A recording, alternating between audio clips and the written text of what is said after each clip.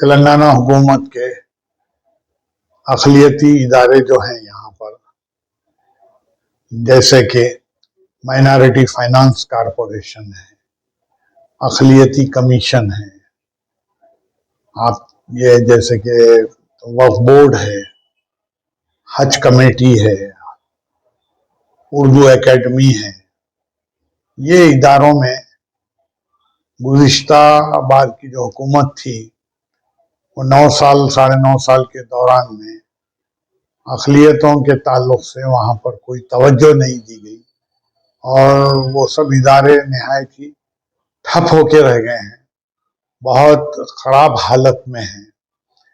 जैसे कि वक्फ बोर्ड है, वक्फ बोर्ड के अंदर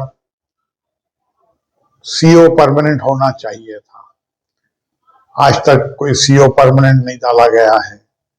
और जबकि हुकूमत कोर्ट के अंदर भी मुकदमा ज़ेरे दौरान है ये सीओ के ताल्लुक़ से, वक्फ बोर्ड के ताल्लुक़ से, जैसे कि CBCID से एक रिपोर्ट मंगाई गई थी असम्बली के अंदर, चीफ मिनिस्टर साहब के चंद्रशेखर राव साहब ऐलान करे थे कि वहाँ पर जो धांधलियाँ हुई हैं और जो धांधलियाँ हो रही हैं, वहाँ पे जो करप्शन है, ये सब चीज़ों का खात्मा हम कर देने के लिए एक CBCID की रिपोर्ट मंगा रहे हैं।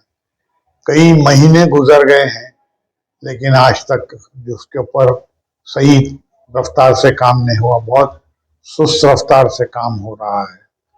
और औकाफी जायदादों के ताल्लुक से जैसे कि जो कब्जे हो गए हैं, चीफ मिनिस्टर साहब ने खुद कहा था कि मेरी हुकूमत आने के बाद मैं वो सारी जायदादें वापस ले लूँगा, लेकिन उसके ऊपर भी कोई सही अमलावरी नहीं हुई।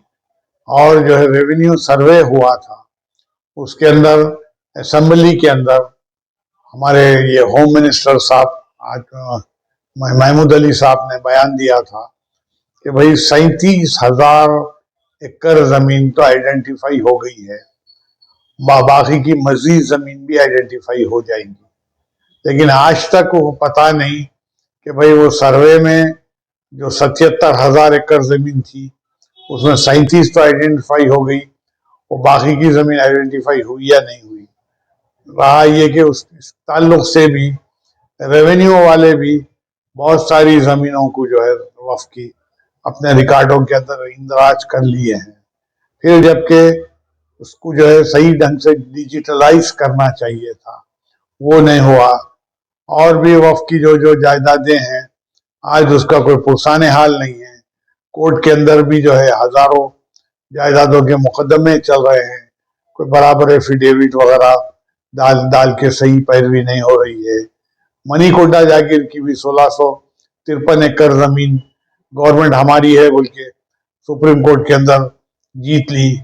उस मसले के अंदर भी माजी की हुकूमत कोई सही तरीके से रिकॉर्ड जो है सुप्रीम कोर्ट में पेश नहीं की, जबकि कई अदालतों में वो मुकदमा जीते हुए थे। जीतने के बाद भी जो है हुकूमत हार गई, वक्फ बोर्ड हार गया। आज तक भी इसका कोई पता नहीं है कि भाई उसको जो है वो सुप्रीम कोर्ट के अंदर उसकी जो है फिर दोबारा जो है अपील की गई या नहीं की गई। तो ऐसा बहुत सारी धांधलियां हैं। आज माइनॉरिटीज़ के जो डिपार्टमेंट है उसको दूर करना चाहिए।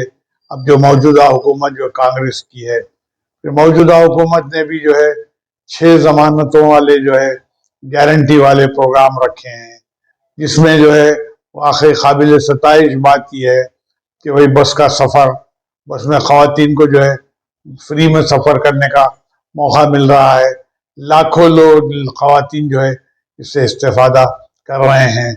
आरोग्यश्री भी जो है जैसे कि बीमारों के लिए एक ऐसी स्कीम है, दवाखाने के अंदर वो लोग बिल नहीं दे सकते हैं तो 5 लाख से 10 लाख रुपए तक कर दिया गया है। वो भी जो है काबिल सिताइश कारनामा है। और भी दूसरे जो है कई जो है ऐलानात जो हुए हैं, जैसे कि वो सब ऐलानात के ऊपर अमलावरी करना ज़रूरी है। बहुत सारे यहाँ तेलंगाना के अंदर हज़ारों लाखों लोग के मसले मसाइल थे, काम पड़े हुए थे, दफातर में नहीं हो रहे थे।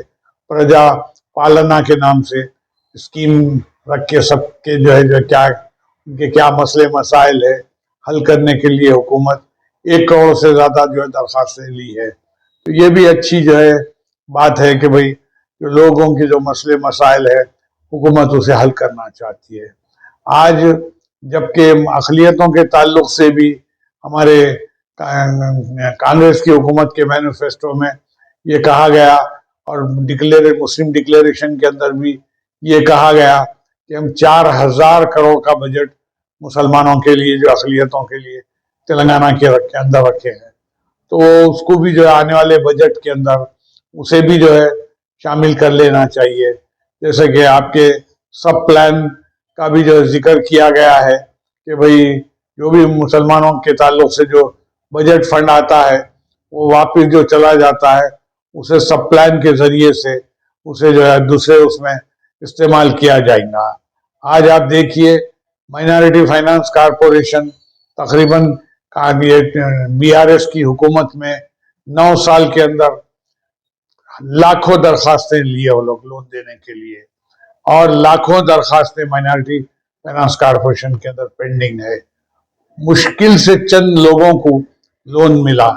आज जबकि कांग्रेस की हुकूमत आई है तो कांग्रेस की हुकूमत में से हमारा ये मुतालबा है कि भाई आप जो है डायरेक्ट लोन जो है दीजिए आप, और ये इदारा जो है बनाया गया है बेरोजगारी के खात्मे के लिए। पढ़े लिखे नौजवान जो बेकार बेरोजगार हैं उन्हें कुछ ना कुछ लोन वगैरह की शक्ल में देके उन्हें रोजगार से लगाना चाहिए। ये भी जो है दफ्तर जो है बिल्कुल ठप होके रह गया है।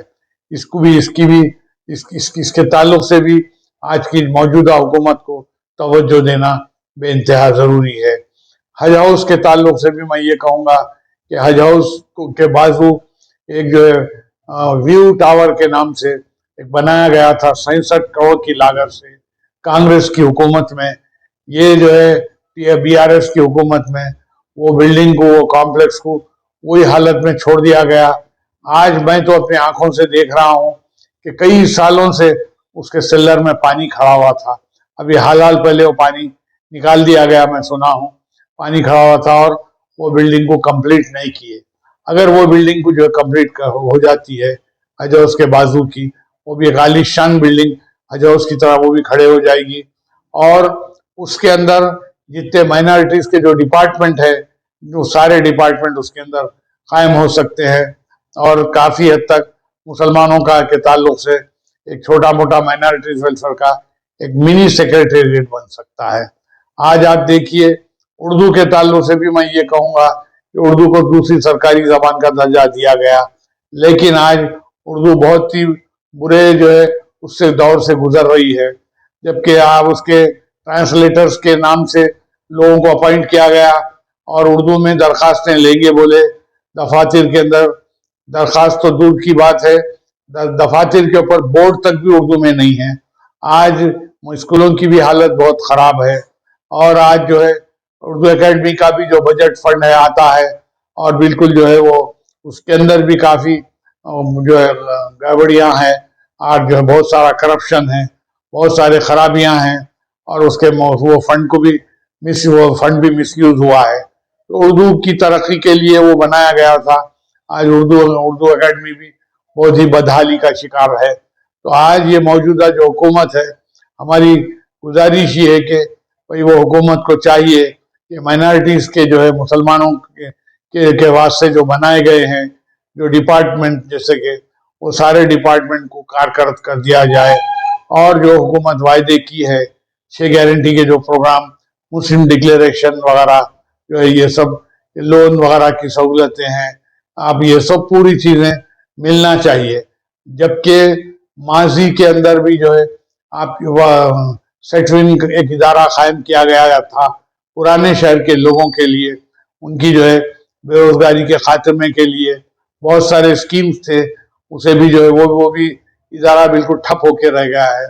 आपके पुराने शहर की तरक्की के लिए खुली Qutub Shah urban development authority बनाई गई थी, उसके अंदर भी कोई स्कीम ही बाकी नहीं रही डेवलपमेंट की। तो आज हर तरीके से आप देखेंगे कि मुसलमानों के साथ माजी में बहुत सारी नाइंसाफियां हुई है। आज जबकि कांग्रेस की हुकूमत आई है और 6 गारंटी प्रोग्राम लेके आई है, वो प्रोग्राम से सारे रियासत तेलंगाना के लोगों को जो है फायदा पहुंच सकता है।